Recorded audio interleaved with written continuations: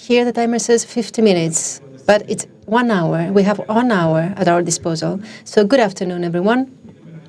It is a great pleasure to moderate this session. A session with a very beautiful title, Smart Systems, Smarter Policies.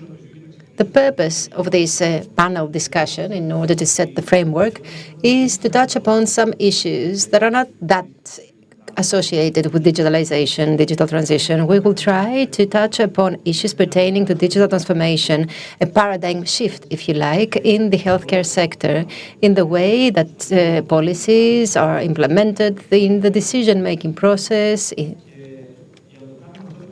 And in order to do that, we will try to answer some questions pertaining to where we stand globally. Our speakers here today are highly specialized in this field. We are also going to touch upon the current state of play in Greece and which are the conditions to ensure an effective digital transformation,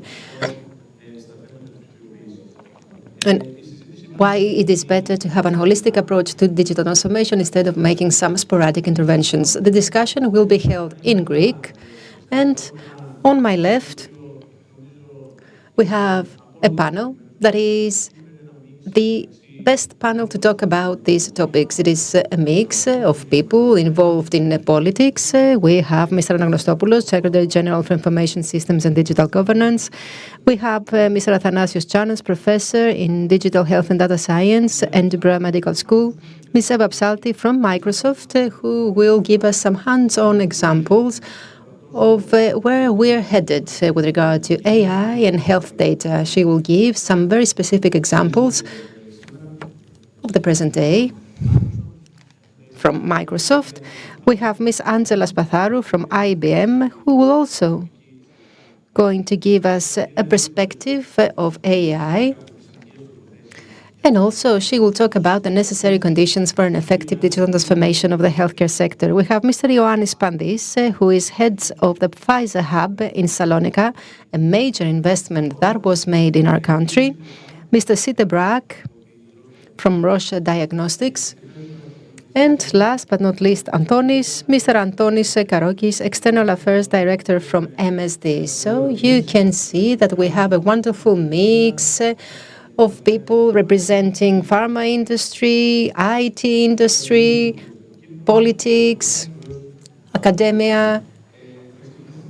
We will start with Mr. Anagnostopoulos.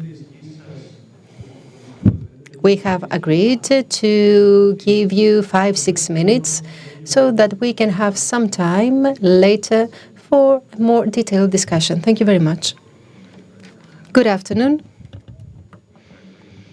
Thank you very much for giving me the opportunity to talk about smart healthcare decisions. I would like to thank the AmCham for the invitation. I would say that the Chamber is always focused on issues having to do with technological developments, but also in regard to the healthcare sector. So this is something very positive, and I hope that we will continue having similar discussions in the future, because the health sector is not just a sector where IT is applied. The healthcare sector has some specific characteristics, even with regard to the technological approach that we follow.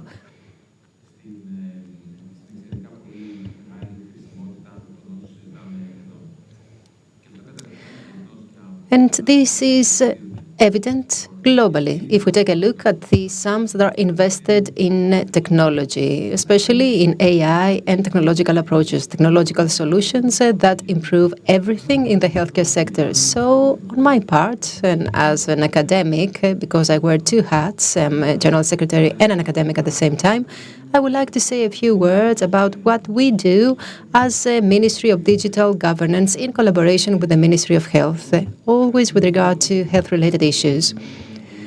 All of us know that smart decisions need to be taken in the health sector for reasons having to do with the result.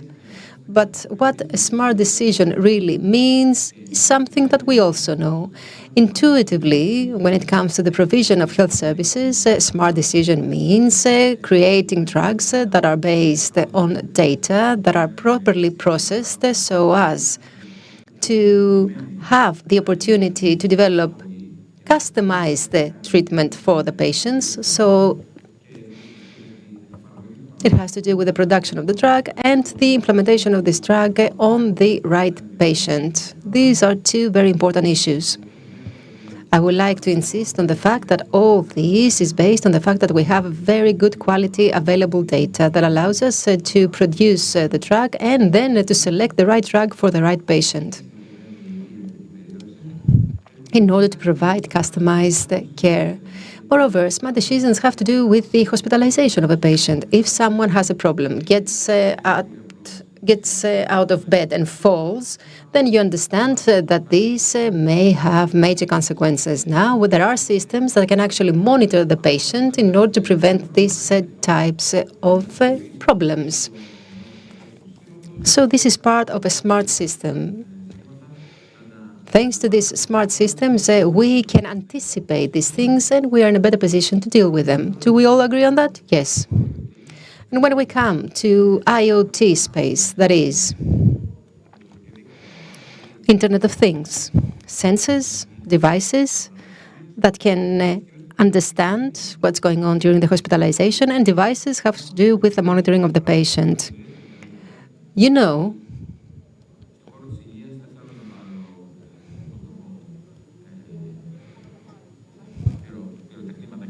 and I'm sure that you know. I'm not telling you anything that you don't. I know you know, and I'm sure that you all read the international literature with regard to health-related issues. So what do we do in order to do all these things in reality? Where were we and where are we headed?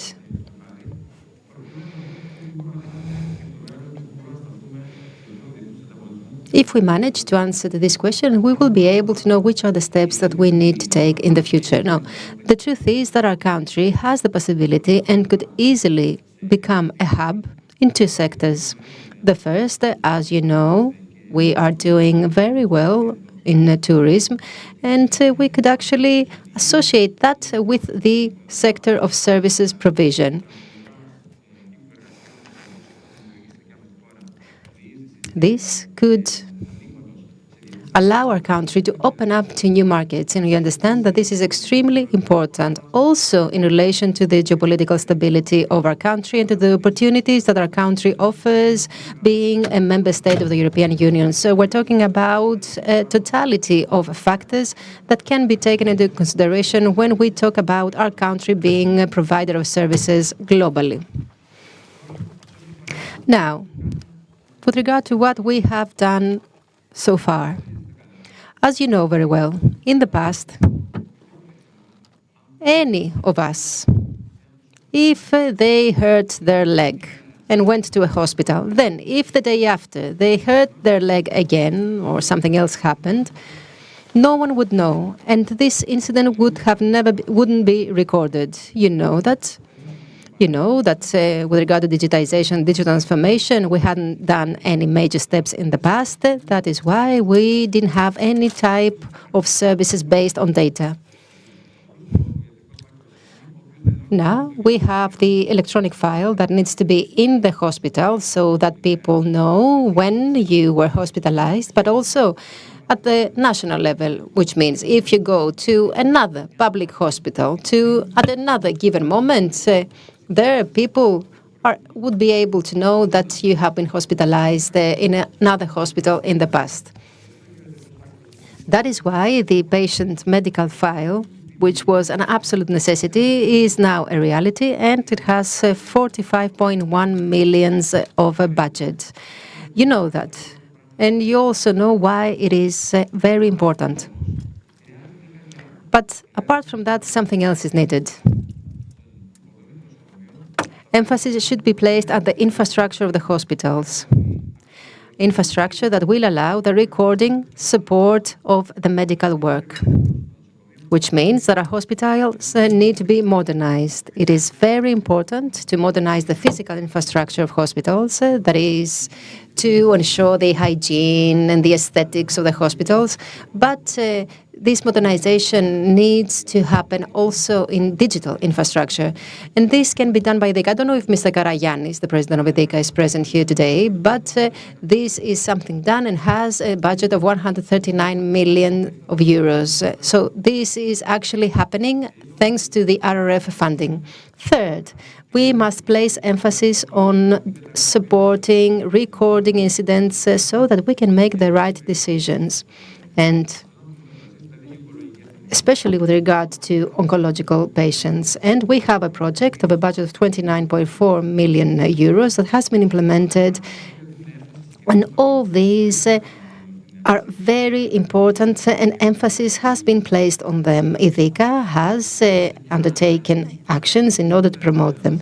However, all these also prove the need to utilize our data. You know that in the past we were writing by hand and we didn't know who had been hospitalized, what tests they had gone through, what was the treatment administered, and what were the results of this treatment. So the digitalization of hospitals is also underway. It started with a slight delay, as you know, but it is currently underway. And this is how we're going to have the data on the history of the patient. Necessary medical data in order for us to be able to use AI. AI requires large volume of data, different sources, and quality of data. We don't want to have rubbish among the data. So data are absolutely necessary. They are critical in order for us to process them rightly and take the right decisions. All this sounds very well, but of course, now we need to focus on the role and the position of the country in the international arena. If a citizen leaves Greece and goes to a hospital abroad, will they know their history there? Or if we have a foreign patient hospitalized here, will we know the history? So you understand there has to be interoperability both inside the country but also with the other systems of the other countries. In our country, we are proud of having ensured interoperability. Gov.gr is very good with regard to the services provided to the citizens, but it is also very effective because we only need the consent of the citizen and we undertake all the processes, and including the medical ones. For example, the father or the mother wants to vaccinate a child during the COVID-19. You don't know, but they had to go through 6 different registries. The tax registry, the insurance registry, the citizens registry, in order to prove that the child was theirs and not of someone else, in order to make the appointment, and then the registry of the appointment in order to close it. And this is interoperability. So this interoperability needs to exist at global level so that a European can come here and we can know the history of this patient, always with their consent and always in a way that is efficient and effective. And this is also implemented in the context of the agreement signed between our country and other countries. Would you like to continue? Will I have some time to add some things in the end?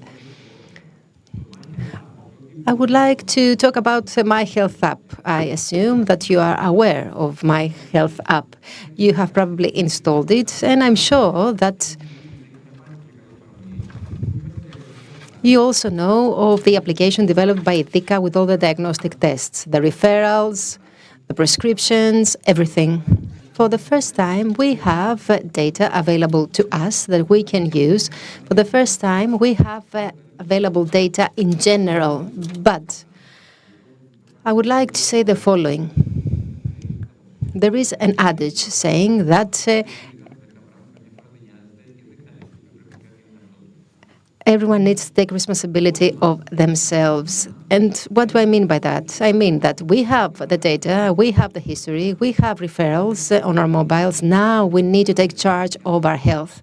We need to act proactively and we need to be smart because, okay, the experts, it's good to be smart. Okay, the state to be smart. But unless we do what we must do, no improvement will ever be made. And we also need to make this shift. We need to keep up with the developments pertaining to our health. Prevention has to do not with us only as individuals, but with the collective, with the society. Thank you very much, Mr. Anagnostopoulos. Thank you. That was very important to see what happens as far as digital transformation takes place in Greece. Now I turn to Mr. Tsanas. You know, we have been discussing about this hospital center system, that this health care service is offered in hospitals, and I would like your viewpoint. I know the research conducted vis-à-vis digital technology regarding the transformation of healthcare offered. And a second thing that I would like you to elaborate upon is whether this digital transformation may include exclusively health data or perhaps other data as well. Mr. Anagnostopoulos said that it could be interoperable. Good afternoon. I would like this, what Mr. Anagnostopoulos said, the shoemaker's shoes. Yes, I have 3 different devices registering things, but I think that generally speaking in the health system, we are away from merely having doctors monitoring. We should reach the point where we should monitor our health ourselves. We do have the systems on the mobile phone and elsewhere so as to monitor the cause, to monitor symptoms, the way interventions can be exploited and so forth. And of course, we move beyond the purely health data. We also monitor our sleep and sleep patterns, swells, or whatever. So there's a major movement, and the last 15-20 years, we can register a lot of data. A lot has been done in research everywhere in the world. Even the clothes we wear can register our heartbeat or whatever. There are systems in the house that they can monitor our movements. So I believe there is a major technological development and data that we register that we can exploit. One of the things that I use is voice. Voice is a very strong signal. We can identify through voice partners whether someone is prone to Parkinson. From the location, we can monitor movements and see whether someone is depressive. There are many points and signals that we can register and we can exploit so as to make timely diagnosis, monitor the evolution of ailments to see if a patient has had an operation or anything else. So there's a great interest in exploiting all that. I realize that Mr. Anagnostopoulos touched upon many things vis-à-vis the hospital transformation. I believe that your viewpoint has to do with what happens with management of patients before the hospital, screening, knowledge management, and so forth. And something more. Is there a possibility beyond the health data, either in the sector of prevention and screening or in hospital care, can we integrate other data, geolocation, for instance, or socioeconomic data, and perhaps use them in the file of digital health? Well, there is a company in England, established by Greeks, who record the spending pattern of a person. One can make identification of whether he's manic depressive, going on shopping sprees, and so forth. So these are things that can be exploited, of course, if someone has given one's consent to use, of course, that data.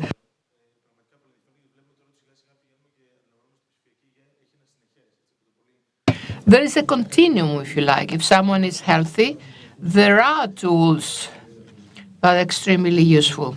Thank you for this first presentation. Now let us move to Madam Psalti, who has been working for more than 8 years in Microsoft in the engineering department, but also is very active in the field of health. Could you give us your viewpoint on the basis of two things? First, what are the activities of this major company, Microsoft, in the field of technology, and whether there are actions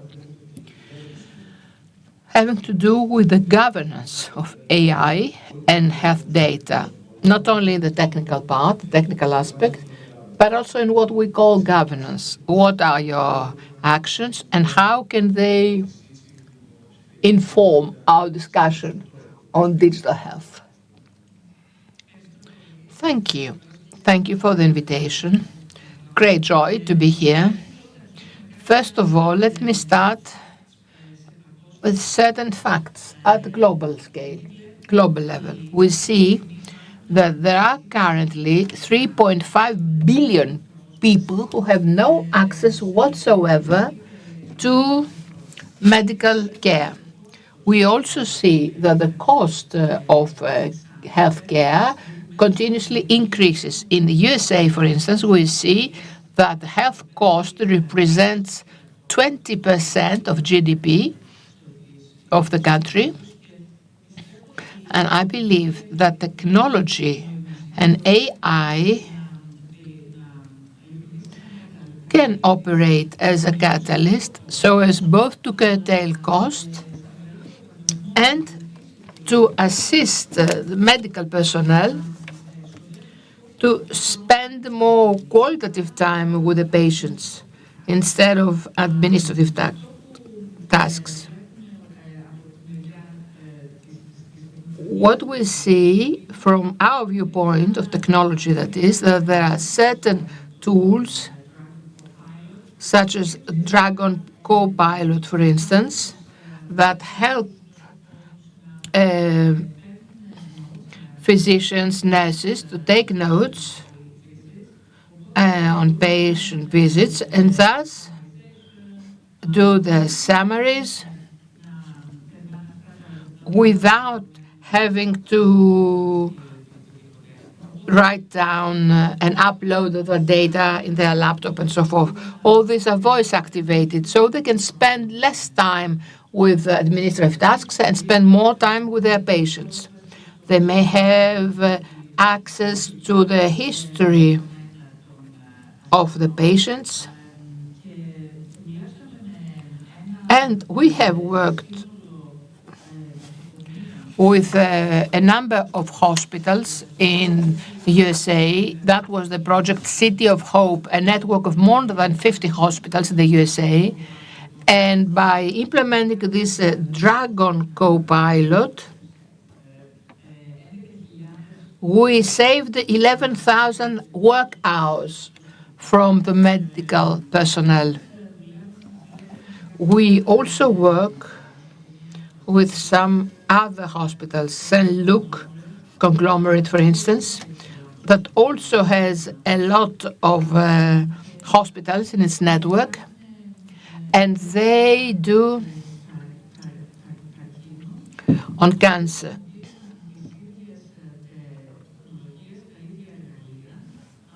And they use the same tools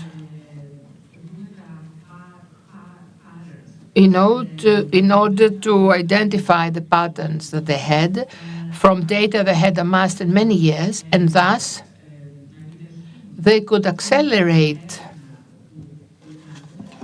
their research by 10 years. Now, on the second question, on the issue of governance, what I would like to point out is that there should be a plan on how it can be used and integrated, the AI that is can be integrated in health issues.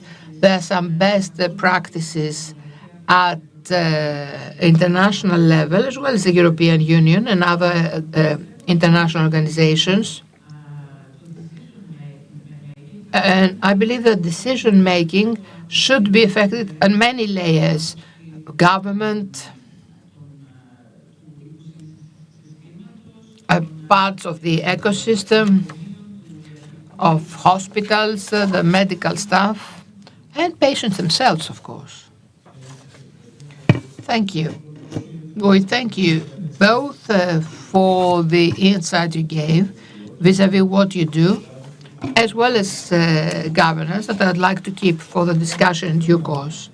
Now,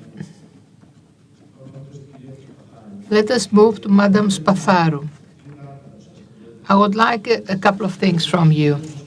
First, Mr. Moscheles mentioned all those challenges on health systems. That was a very broad and in-depth approach. I would like your viewpoint vis-à-vis those smart systems, and I let the definition to be given by you. How could they operate as a tool to deal with all those challenges? And do you have any examples in mind where those smart systems have been implemented in any countries to address some of those challenges? Thank you. Well, the challenges on the national health systems are unfortunately common and easy to understand. Professor Moscheles gave a lot, but the most important problems I see currently are on how they give greater access to the citizen to high-quality health services, how they can improve the patient's experience in order for the patient not to have duplication, delays, problems, and along with that, how they can create a financially viable system in an environment which combines a bad experience of the medical personnel in the system or the nurses when we lack hundreds of thousands of personnel in the global health system. We cannot import that as anyone.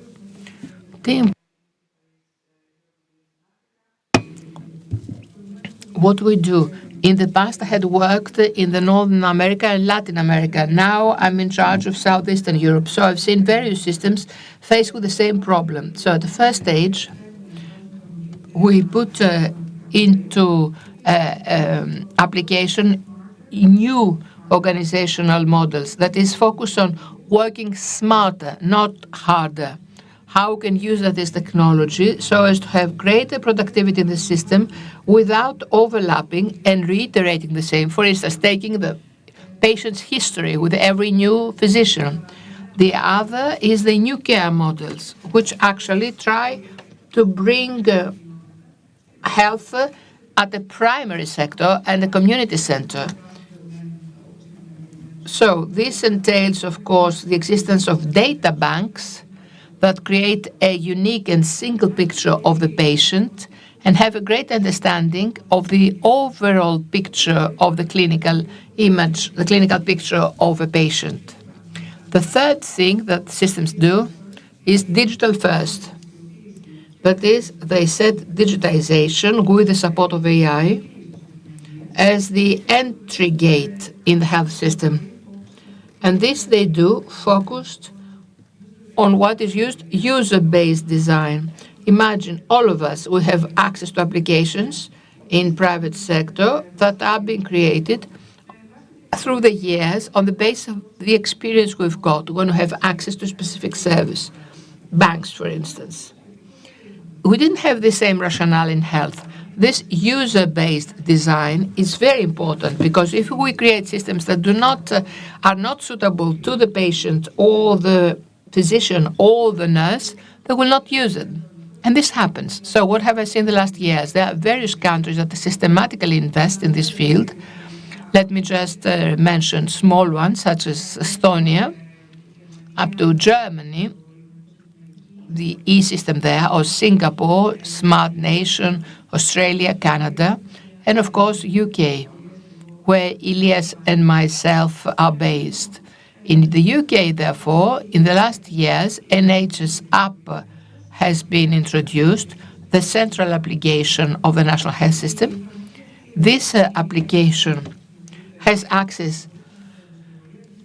It is mainly used by 36 million citizens approximately of England, excuse me, not of the UK, England. And at this point, at the first stage, anyone can enter and find the desired physician, set an appointment, see the elements from a medical visit, view the results of a medical test, and also get some piece of advice. What radically changes now, and I'll read it out because there's a brand new functionality, is that through this new program introduced for NHS, it will have the following applications. It will have a self-triage, that is, enter there, describe your symptoms, and take a first diagnosis. It will have self-navigation. You'll have all the health services supply, both of private and public sector in the area. There will be a chatbot who will be like a doctor of first care aid. There will be a digitized access to the data of the children. There will be a link with wearables, take beat and all that. So if you are if you do sports or do monitoring of your heartbeat, all that can be fed to medical teams. And we could also have digital diagnostics through the camera and digital therapeutics in certain aspects, such as mental health, musculoskeletal, and so forth. All that entail tremendous changes in the healthcare system and bring a new culture for the patient. And in concluding, in order to come back to the hospital part, the electronic health records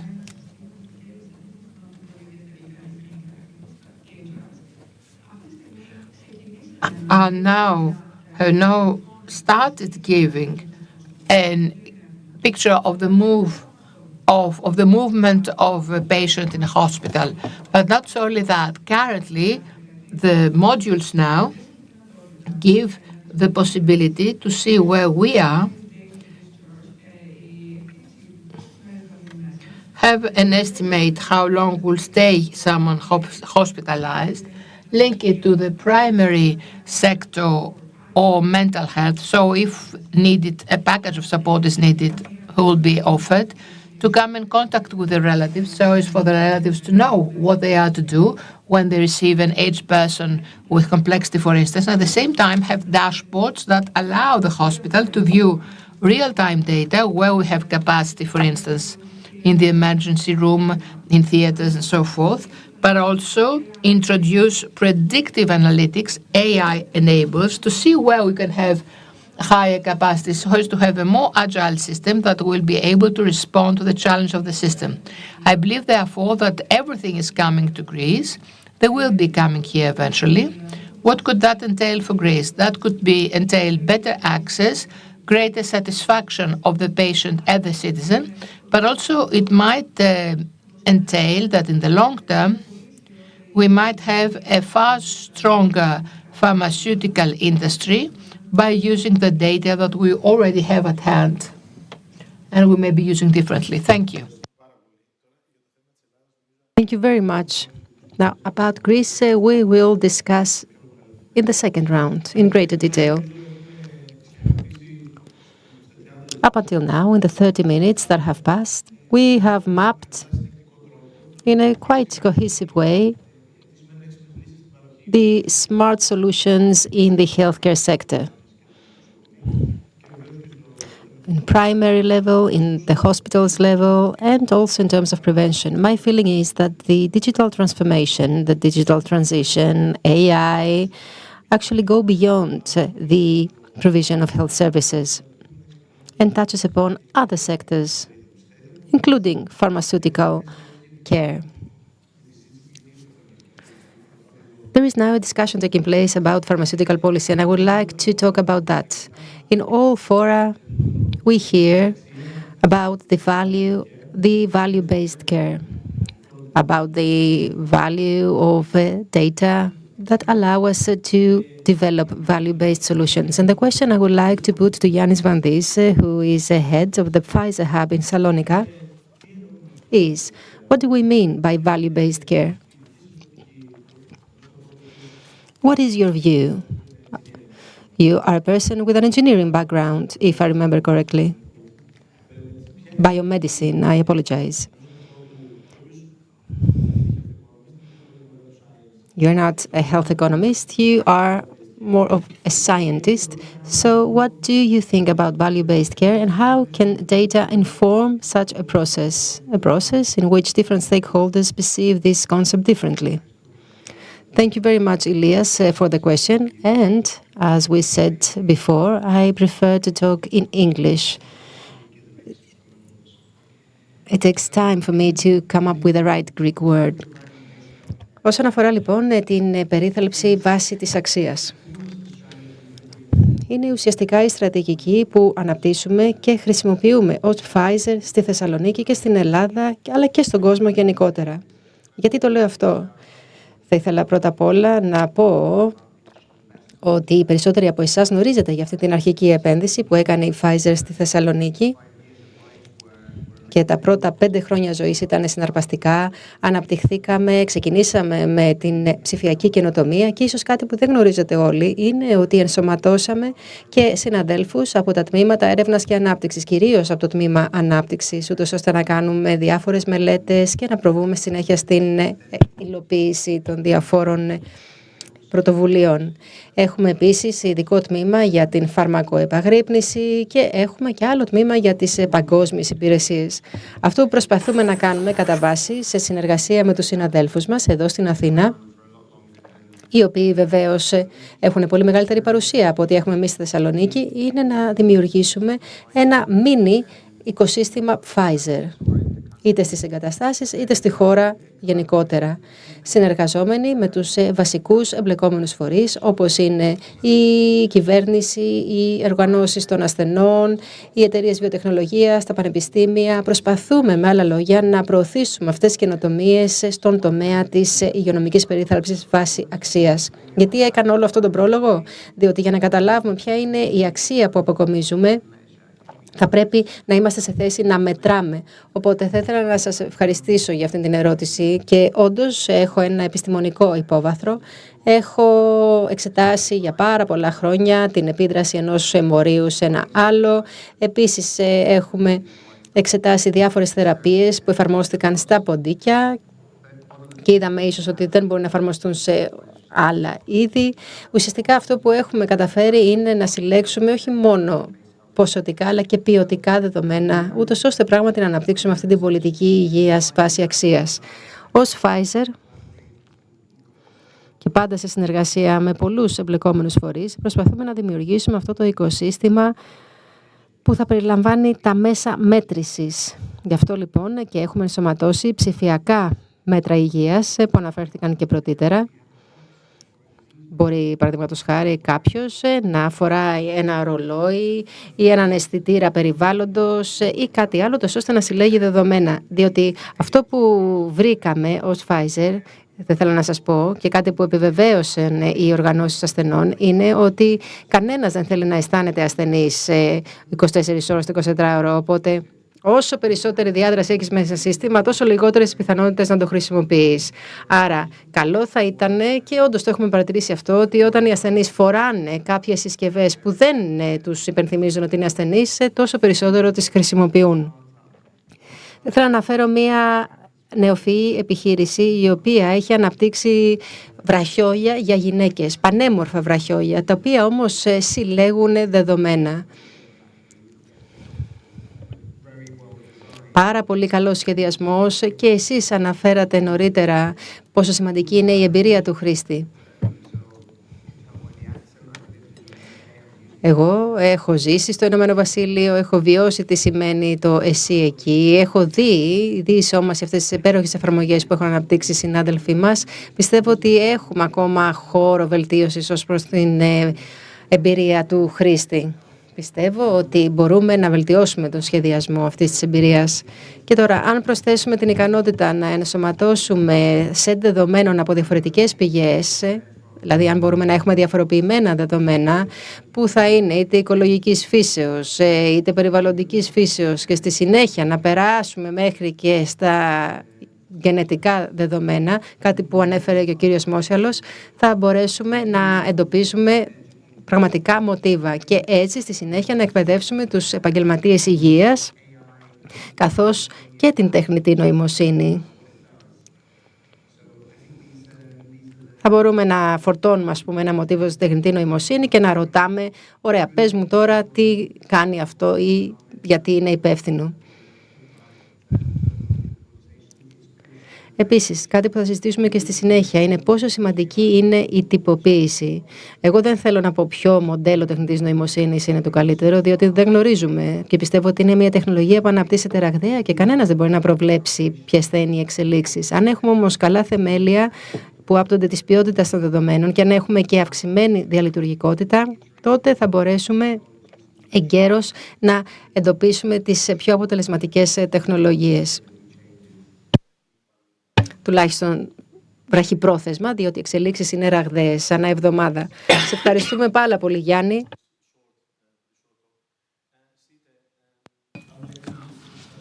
Θα ήθελα να συζητήσουμε δύο άλλα πράγματα τώρα, Σίτε. Μέχρι τώρα συζητήσαμε επί μακρά σε ό,τι αφορά την αξία του μετασχηματισμού και στην πρωτογενεία περίθαλψη και στην νοσοκομιακή. Έρχονται με κάποιες προκλήσεις αυτοί οι μετασχηματισμοί. Το θέμα μου είναι από πλευράς της βιομηχανίας διαγνωστικών. Πώς μπορούν να βοηθήσουν την αντιμετώπιση αυτών των προκλήσεων? Έχεις καλά παραδείγματα υπόψη σε παγκόσμιο επίπεδο? Θα ήταν ενδιαφέρον να το ακούσουμε. Ευχαριστώ πολύ. Χαίρομαι πολύ που βρίσκομαι εδώ.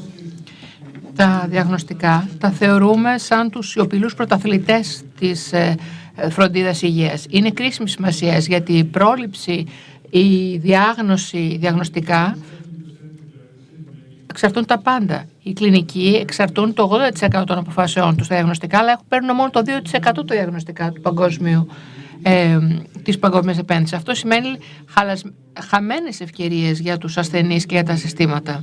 Πρέπει να απομακρυνθούμε λοιπόν από το να βλέπουμε τα διαγνωστικά σαν κάτι εναλλακτικό στρατηγική επένδυση. Εάν δούμε τα παγκόσμια συστήματα υγείας, υπάρχουν πάρα πολλές προκλήσεις που αντιμετωπίζουμε αυτή τη στιγμή.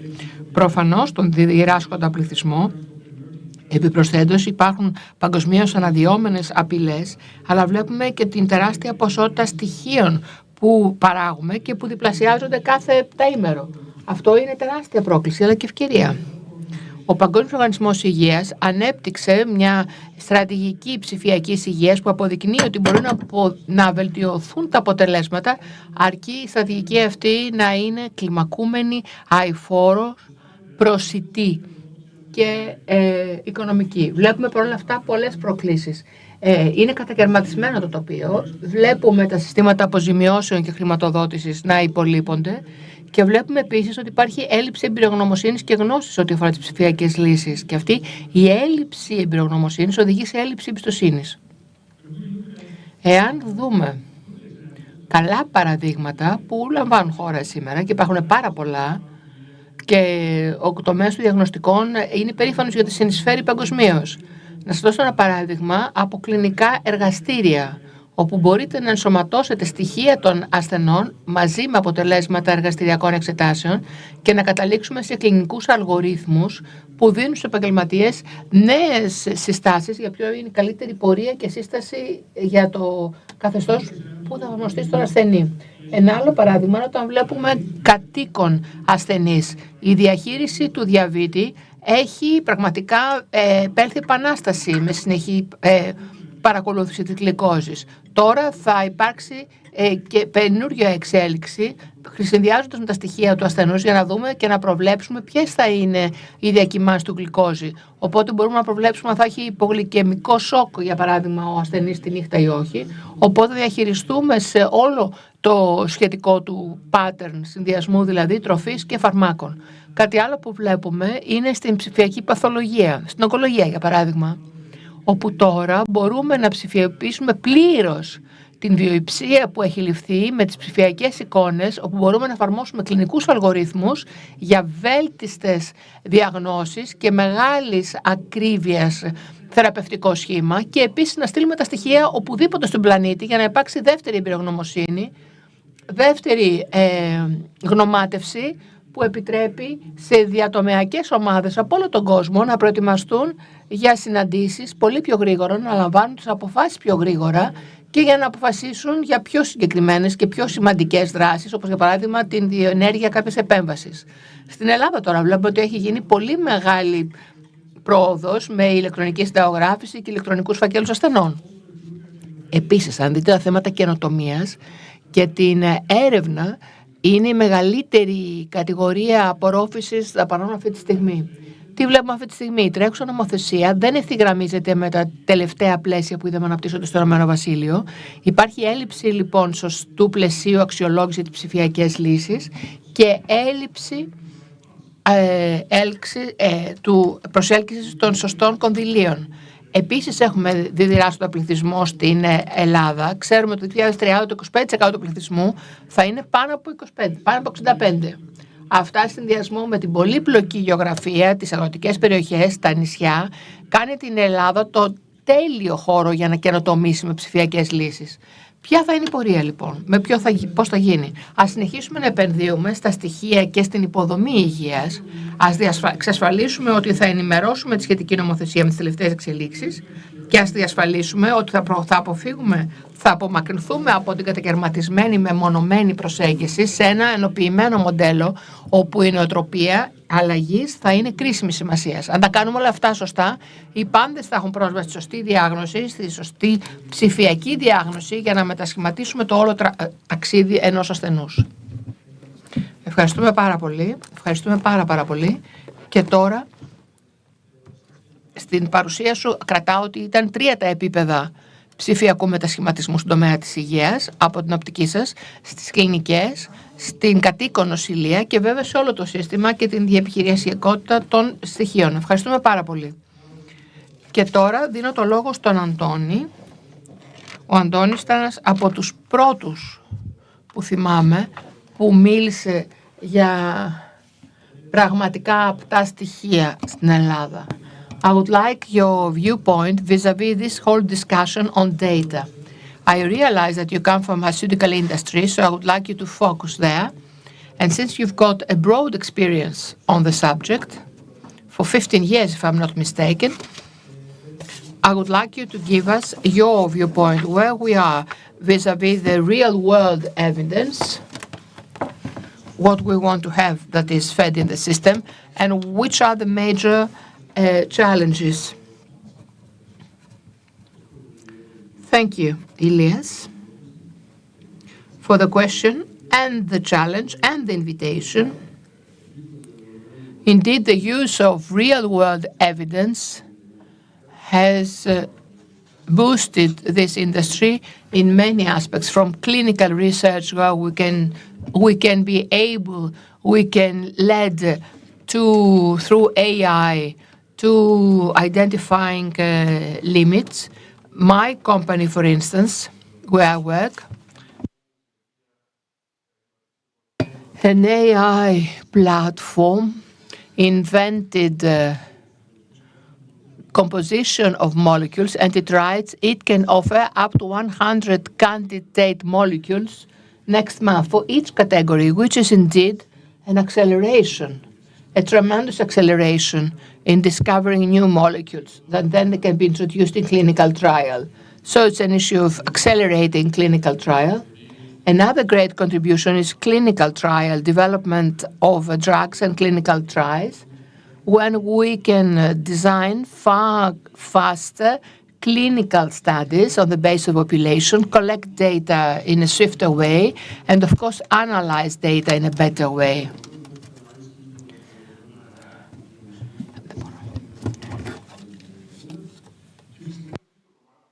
And the third part is in the use of drugs in daily clinical practice, where by using data, we can see the value of drugs in daily practice. We can assess which population will need the new therapies. We can have better epidemiological data analysis and assess for which patient group it's better to use a specific medication.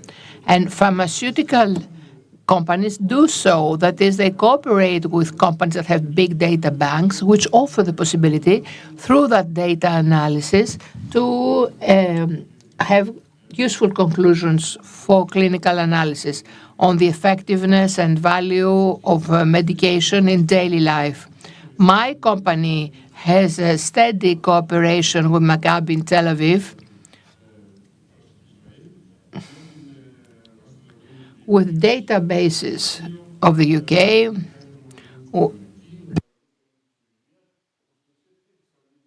They all secure through those cooperations the possibility to develop cooperative research protocols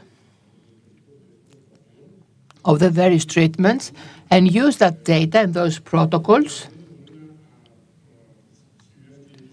so as to plan clinical trials or document the safety of the products of the pharma industry.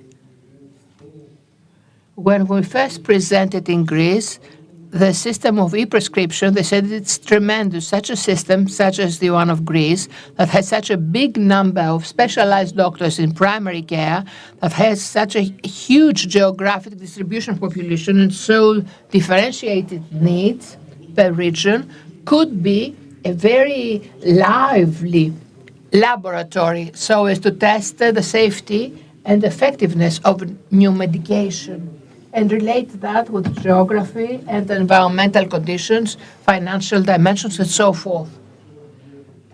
So on this idea, we wrote a paper with Ilias' father, Professor Kyriopoulos, which was distributed to the government and was presented to all the health services.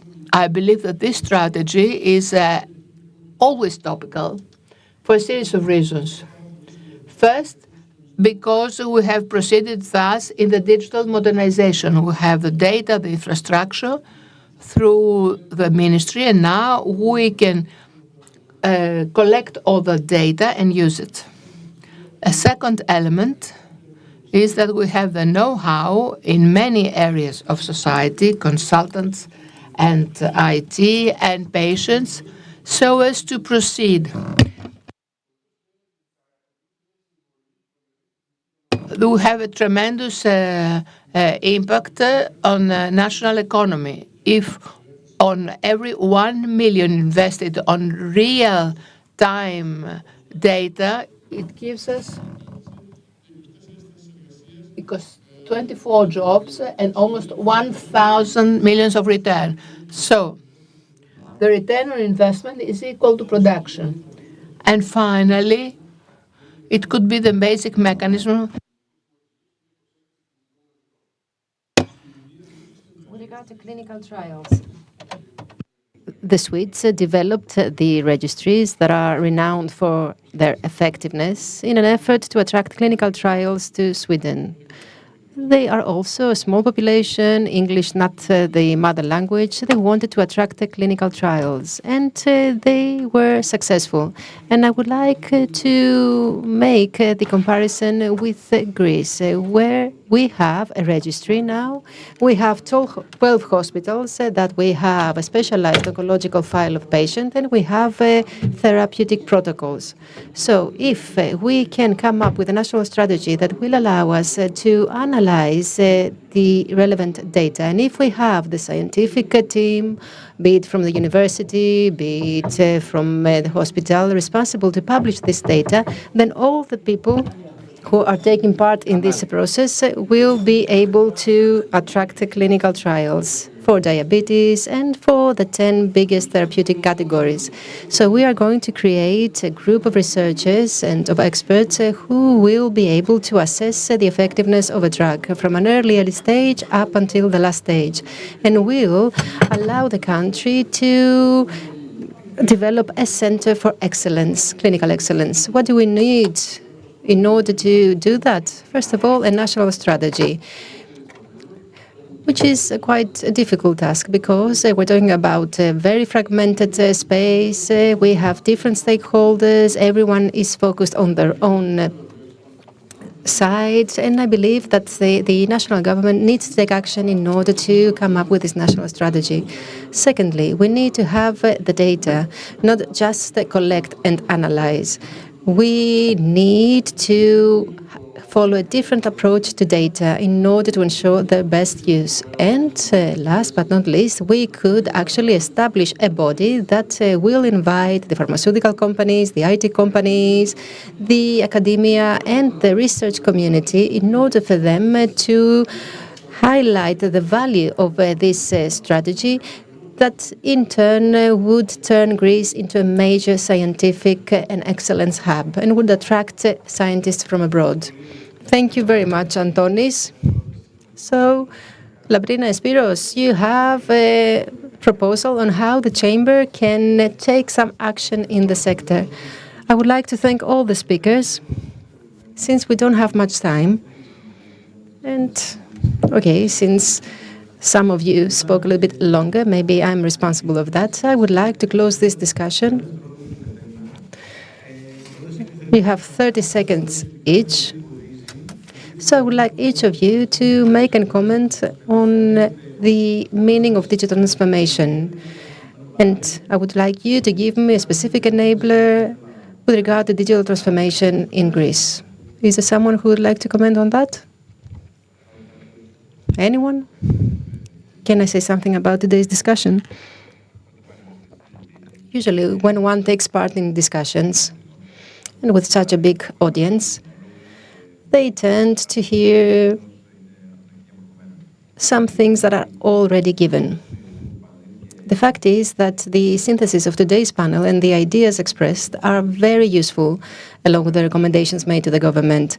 One could take note of all these proposals and ideas, send them to the competent ministries, because it is not just one ministry involved in this discussion. There are at least 3.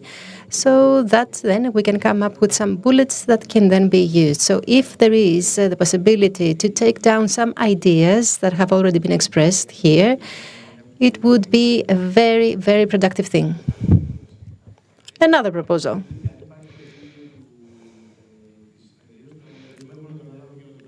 There is the recording of the session, so I will do it, don't worry. We can also use Copilot.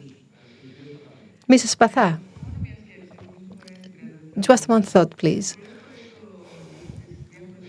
Very often in the different countries and the different systems in the public sector, we do what we can with the available funding. If there's 20 million, there are 20 millions, we use them accordingly and appropriately. But what makes the difference is the strategy that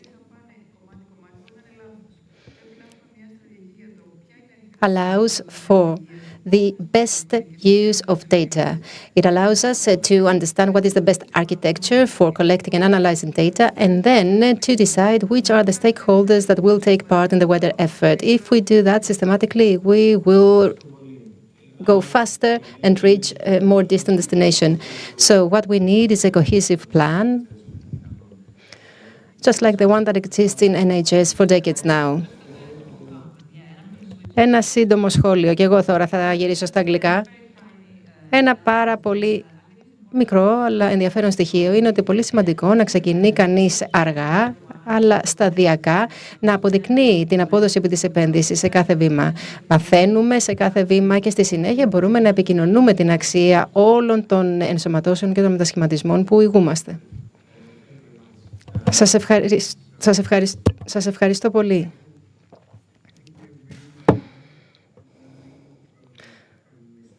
Δεν μαθαίνουμε από τα λάθη του παρελθόντος, ούτε από τις καλές περιπτώσεις.